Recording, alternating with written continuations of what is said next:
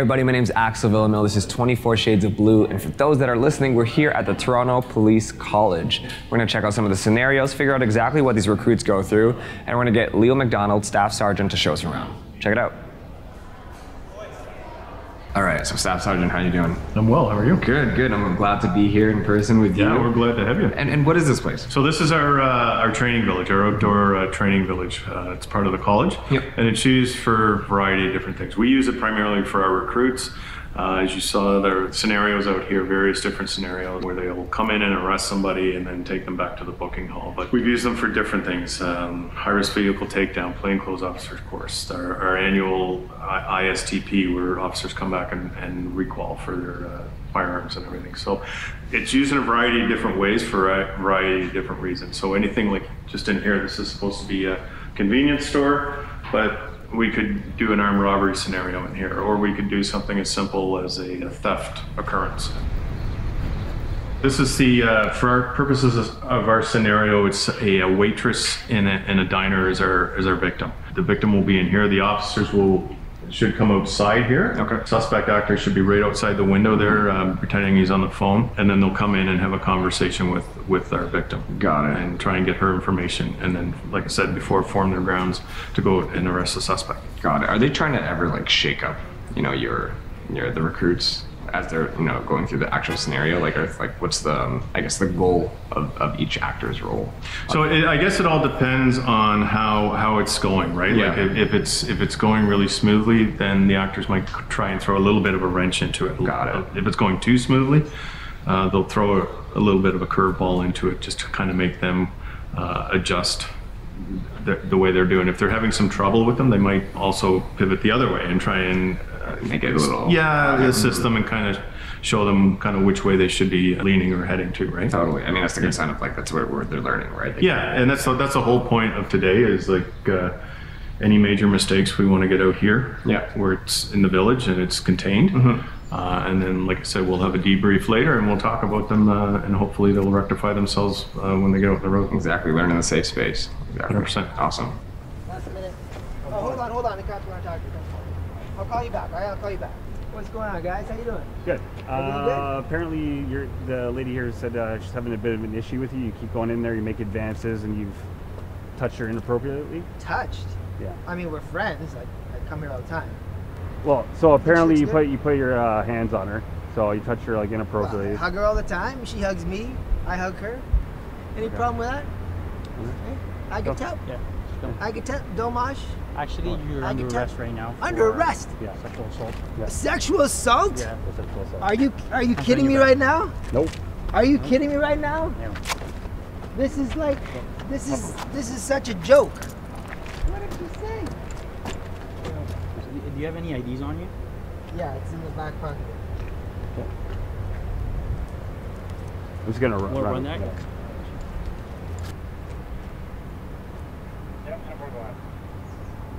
Yeah, first name Claire. Bravo Lima Alpha India Romeo. All right, Claire. I got to read a few things to you, okay? All right. Okay, so I'm arresting you for sexual assault. It is my duty to inform you that you have the right to retain and instruct counsel without delay. You have the right to telephone any lawyer you wish. You also have the right to free advice from a legal aid lawyer. If you are charged with an offense, you may apply to the Ontario Legal Aid Plan for assistance. 1-800-265-0451 is a number that will put you in contact with legal aid duty counsel lawyer for free. Legal advice right now. Do you understand? I understand. Do you wish to call a lawyer now? Yeah, my buddy's a big lawyer. He'll get me off this. Okay, when we get into the car, if you provide me his name and stuff, I'll get you in contact with him. I will do that. Okay? Thank you very much. You are charged with sexual assault. You are not obliged to say anything in the answer to this charge. Whatever you say may be given evidence. Do you understand? I do. Okay. I'm going to conduct a search right now. Do you have anything on you? Weapons?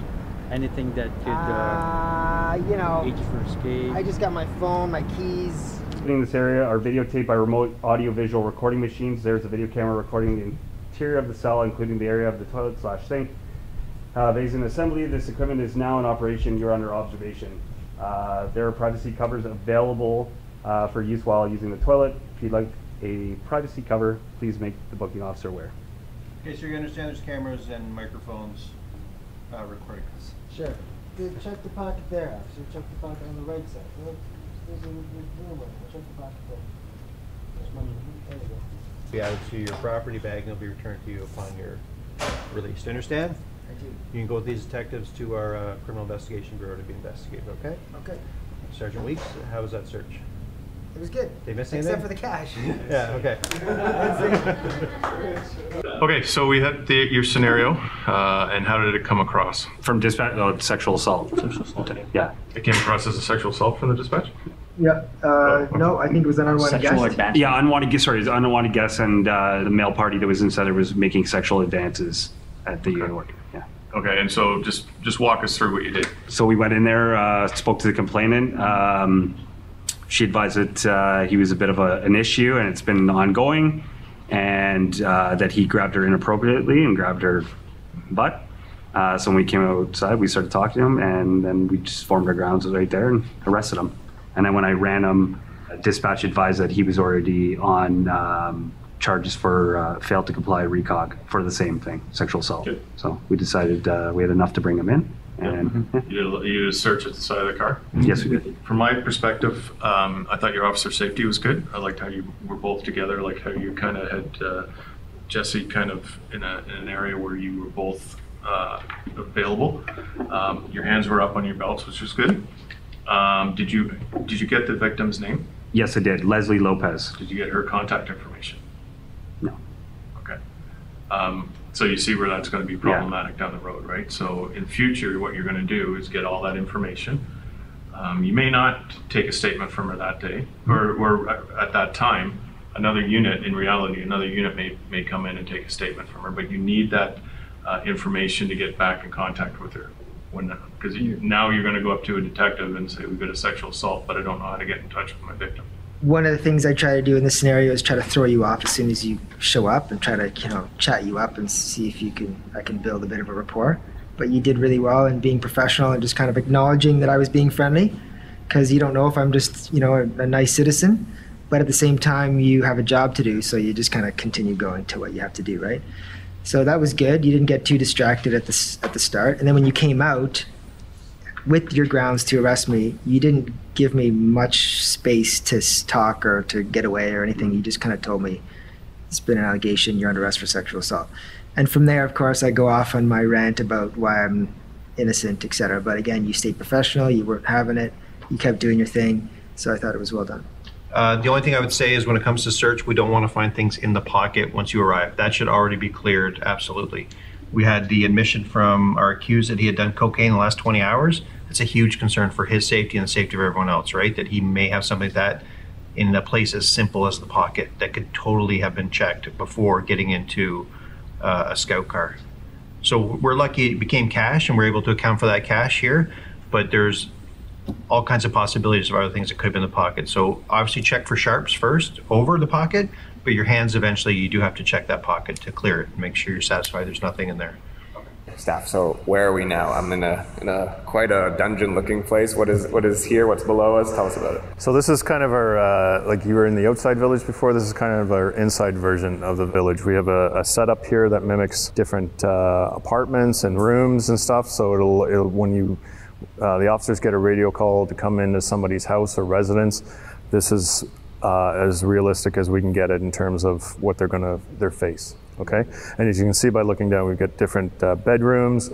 Over there, we've got an office setup, a bathroom. We run all different types of scenarios in here. Person in crisis. Our complainant will be Errol. He's my partner. Mm-hmm. He's going to highlight the fact that I'm gone through some kind of emotional turmoil. The relationship's breaking down. Mm-hmm. It's not working, so I've isolated myself. Got it. And the deal is that they want to try to negotiate, build rapport. If they rush in or try to do anything, then I'll utilize the balcony. Yeah. And we're having trouble paying for the rent. He's really upset. Should I talk to him? I'm going to see if I can get it. Hey, Bobby. You want to have a word with you guys?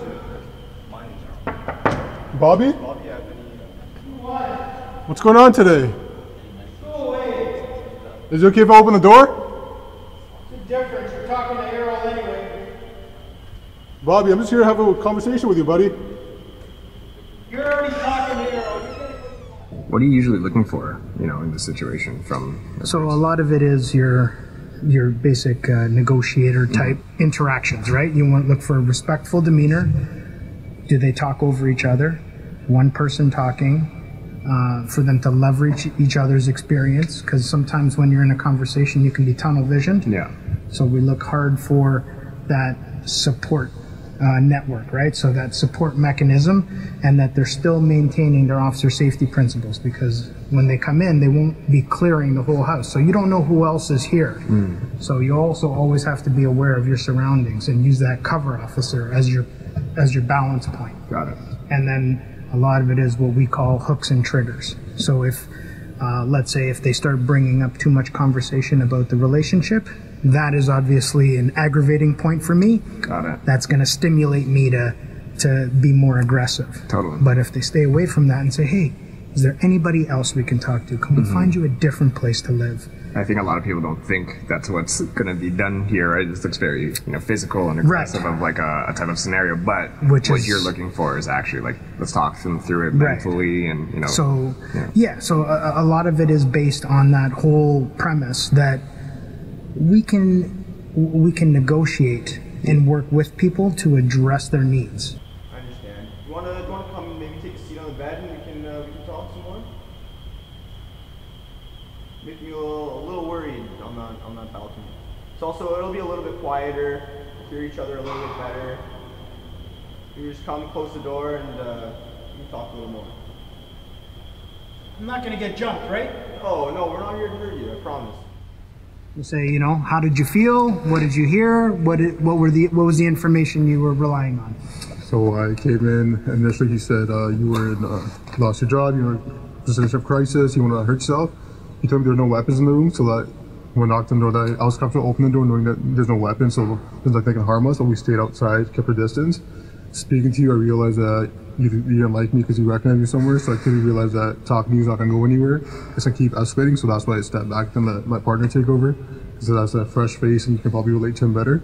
You mentioned that Bobby was really into jiu-jitsu, and that's something that I recently started doing, so I felt maybe I could speak with him about that and divert his attention from what he's dealing with right now. After a little bit of conversation, I decided to ask if he would step down from the balcony and maybe just have a conversation inside the room. But none of you guys rushed over there, right? You continue to talk to me, get more information about what's going on, and then when you moved over there to actually speak to Bobby, you started off and you realized there might be an issue here. So quietly backed off, right? Moved over to a second person, which was great. And when you were talking to Bobby, you found that one thing that you guys had in common, right? Jiu-jitsu. Obviously that was something that he appreciated. So I thought it was really, really well done amongst the both of you.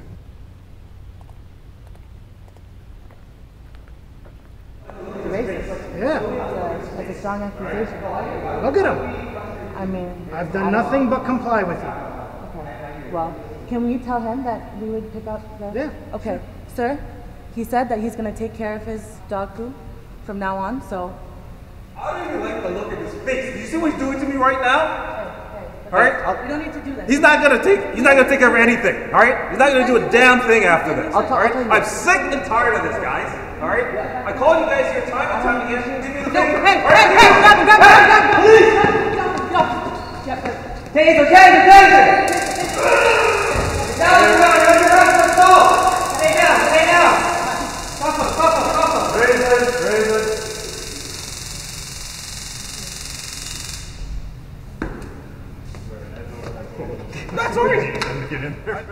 So initially I was speaking to the complainant, Errol, and he had some frustrations about a dog defecating on his lawn. So the first thing I tried to do was express some empathy with him and say, like I would be pretty frustrated too if someone's dog was pooping on my lawn. So it's kind of just trying to de-escalate and diffuse the situation there and talk him down, and at the same time assuring him that we were gonna look into this matter. And then I think Jules, you took over? Yeah. I mean, you came out and automatically the tension, we just want to completely eliminate that. It was hard because you kept freaking out, so I wanted to get you away from the situation. Because the closer you guys are together in the bickering, it's harder for us to communicate with you and de-escalate and diffuse. So yeah, I was trying to pull you away, trying to get you to face me.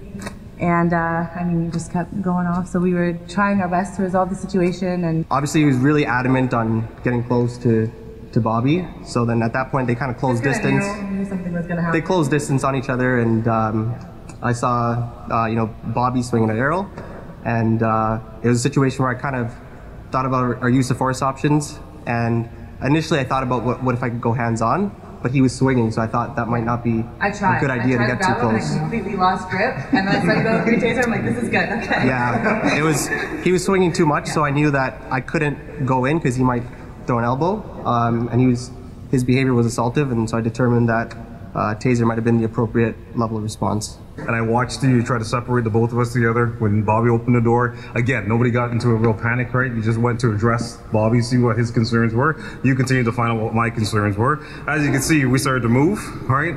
And you still tried to keep me away and in distance. And even after you pulled Bobby around the corner, right? You saw I still continued to move forward.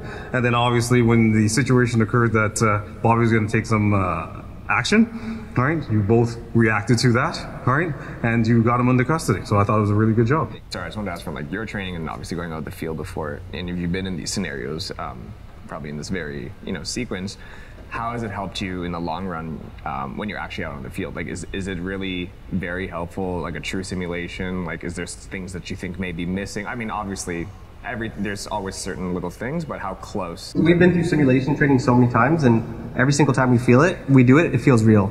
It's like you never remember that it's a scenario. You respond how you would actually respond. And every time we take away like a major learning point, and we all make mistakes. It's our first scenario dealing with a lot of these situations, and so we come out of it and we're like, okay, we're never going to do that again. So at least when we go out on the road and we deal with it, we know what we're not going to do. And so I find we learn the most in these scenarios. And I think our principle has always been experience-based training, or dynamic simulations like this. That's your best indicator of performance, right? Like that is how you judge and see how when we raise your stress level and we put you in an environmental context with real actors, that holy cow, now it's not a PowerPoint, it's not a theory. And having it based on previous calls that we've attended and leveraging our experience is, like the staff said, we've all been to these calls. So we're here with Nick Woodsack. He's the physical fitness coordinator. Nick, what are we doing here? So right now we're going to do the pursuit restraint. So it is part of the requirements for the physical testing in order to become an officer. It's just a combination of different skills and assets that you would use out in the field. So in order to test everyone's ability and see if they're ready for the road. Can you explain some of the things that everybody does? So it's a combination of strength, speed, endurance, and coordination. There's a component where you're jumping over the short wall to mimic jumping over fence. The high wall, which is looking over a fence, obviously stairs, because stairs are everywhere out in the field. The rail simulates going underneath small objects into a ditch or something like that. The push-pull simulator, that just obviously, if you're in a physical confrontation, shows your ability to be able to push and pull someone and have control over that, as well as the arm simulator, which simulates obviously putting someone's hands behind their back and holding them. And then the dummy drag is the last thing if you're ever in a situation where you have to pull your partner out of somewhere or another civilian or anyone else. So it's kind of tying everything into a small course. You do 4 laps of the course, and then as long as you finish within 2 minutes and 37 seconds, that's the minimum standard.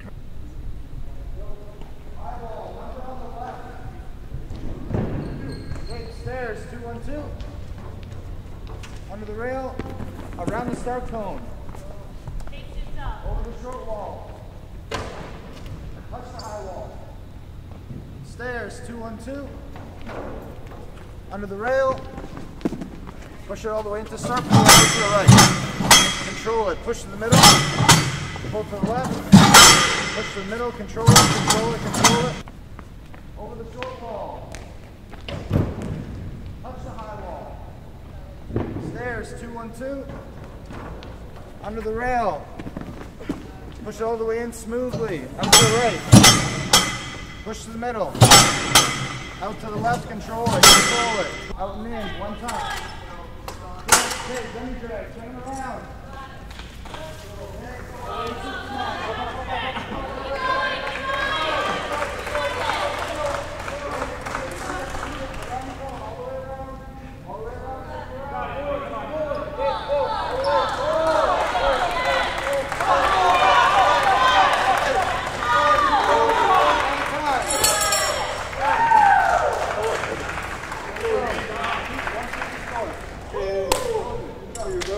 Okay, so we're downstairs now in the mat room, the downstairs mat room of the college. We're going to be running Axel and the recruits through a series of different, some imbalance, making sure everybody's balanced properly, series of strikes, some takedowns and that sort of thing. So Staff Sergeant Montero and Staff Sergeant Watson will be leading it.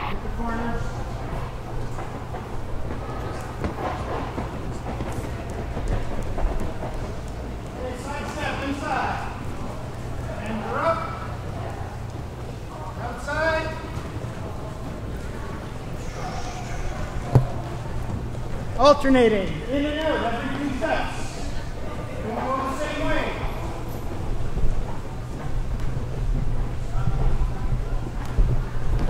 Just gonna warm up. Nice easy. Just gonna drag. So he's gonna step forward. Stop. Stop. Base. Pull. Right, step. Step. That's it. Boom. Nice quick pulls. Pop, pop, pull. Pop, pop, pull. Whenever you're ready, let's go. Bring it back. That's it. Bend those knees if you're the top guy or top officer. Good. Excellent. Let's go.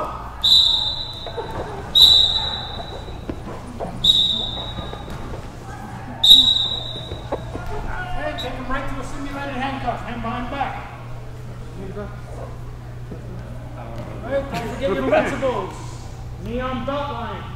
No stepping over just yet. Right. Okay, good. Let's switch. These, right? Boom, right? And then I can sit here, so fight with you, right? And then here, you back off a bit. Here, up.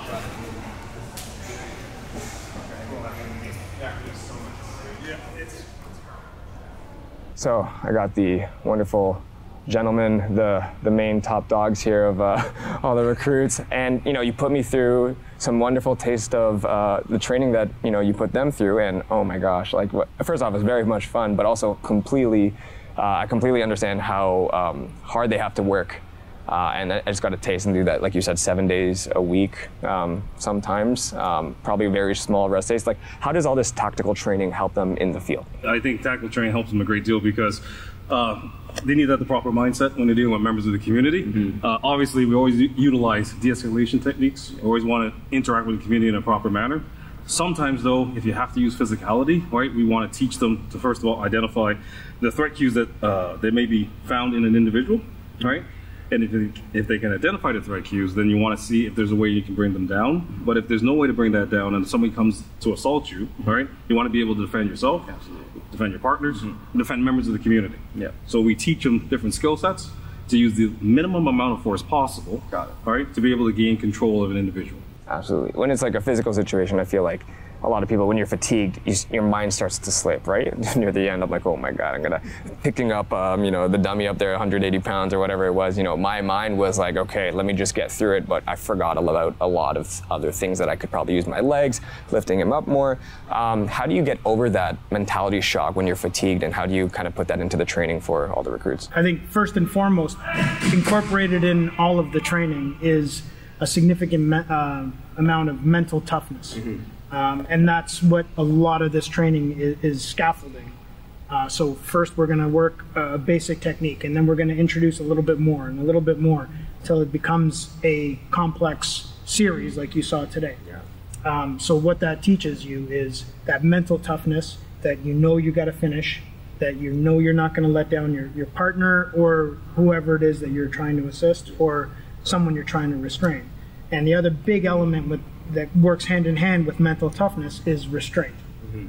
So as the staff here mentioned, we never use more force than is necessary. Mm-hmm. So that's a big part of it, is that awareness piece. And I kind of wanted to ask you all, what is the reasoning behind the obstacle course? What is that supposed to do, not just from for the recruits, but also for all of you to quantify that they're ready, to get out there? I think the basic components of that obstacle course, although challenging, they're meant, much like we did in here, they're meant to mimic live situations. Yeah. Like, you will be put in a position where you'll have to pursue someone wearing your vest. Yeah. You will have to get down and get up. You will have to pull someone's hands behind their back to handcuff. You may have to pull someone and hang on to them until you get assistance, and hang on, and challenging and going through the different and recover someone.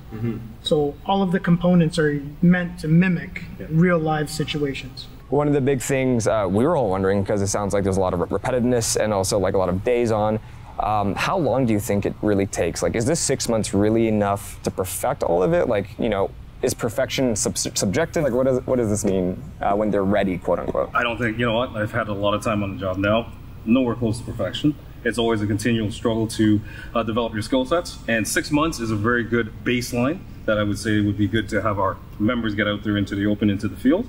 But again, they learn a great deal here, but the process isn't over once they walk out of this building. The process continues when they get out to the field, they work with their coach officers, and they take some of the things they learned here, they'll take some things they learned from their coach officers, other details they learned from their platoon mates, all right? Maybe they could be somebody from another division that they see something at a call at, and with all of that, they continue to build their skill sets to become the best possible police officers down the road. You're going to be learning completely different things when you're actually out there.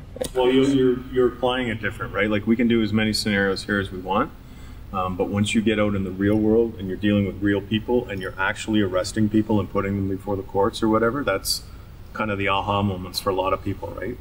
That's when it hits home of what they did in their training. Absolutely. I know there's also a new energy around here. I feel like also now that things with COVID are kind of being opened up, I'm sure, how has the training differed since, you know, COVID kind of locked things down even more? Because we're a communal facility, we had to take very strict measures to control any outbreaks or any transmissions, right? Because essentially we were considered a super spreader location, because people would come here, be infected, take it back to wherever.